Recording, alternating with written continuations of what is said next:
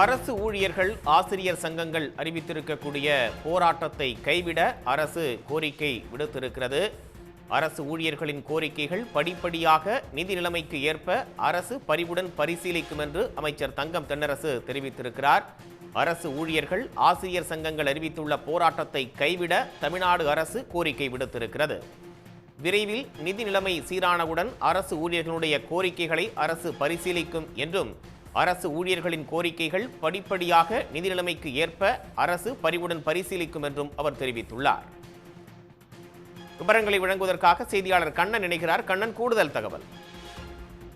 பழைய ஓய்வூதிய திட்டத்தை நடைமுறைப்படுத்துவது, மத்திய அரசு ஊழியர்களுக்கு இணையான ஊதியம் வழங்குவது உள்ளிட்ட 10 அம்ச கோரிக்கைகளை வலியுறுத்தி வரும் 26ஆம் தேதி முதல் ஜாக்டோ ஜியோ ஊழியர்கள் போராட்டத்தில் ஈடுபடுவதாக அறிவித்திருந்தனர். இது தொடர்பாக இன்று தலைமைச் செயலகத்தில் அமைச்சர் ஏவா வேலு ஜாக்டோ ஜியோ அமைப்பினருடன் ஆலோசனை நடத்தினார் மற்றும் பேச்சுவார்த்தையை கைவிட வேண்டும் என்று அவர் கோரிக்கை விடுத்திருந்தார்.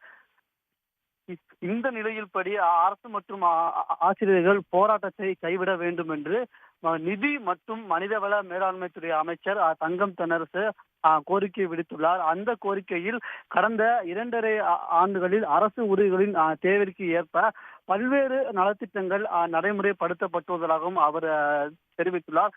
மத்திய அரசு ஊழியர்களுக்கான இணையான அகவிலைப்படி மற்றும் மகப்பேறு விடுப்பு 12 மாதங்களாக உயர்த்தி வழங்கப்பட்டுள்ளது மற்றும் சிறப்பு காலமுறை ஊதியத்தில் பணிபுரியும் மாற்றுத்திறனாளி மற்றும் குறைபாடு உள்ளவர்களுக்கு போக்குவரத்து படி 2500 விரிவுபடுத்தப்பட்டுள்ளது உள்ளிட்ட பல்வேறு வகையான கோரிக்கைகள் அரசு ஊழியர்களுக்கு அமல்படுத்தப்பட்டுள்ளதாக தெரிவித்துள்ளார்.